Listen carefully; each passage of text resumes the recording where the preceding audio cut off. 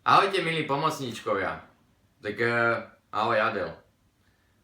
Chceli by sme vás teda privítať na tomto plese, no a som veľmi rád, že sa vás tu toľko to mohlo zúčastniť aj tento rok a že prispiejeme teda pomocou pre inak obdarané deti, by som povedal.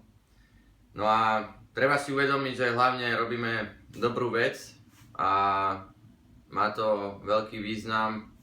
Ja v týchto deťoch vidím veľký vzor a mali by sme aj my z toho čerpať nejakú teda energiu alebo tiež pozitívnu náladu, že sa môžeme pričiniť na nejaký dobrý skutok, pretože si myslím, že takto deti sú veľmi dôležité v živote a treba si nejako teda pomáhať. No a týmto by som chcel teda otvoriť tento ples, príjemnú zábavu a užite si. Pekný večer.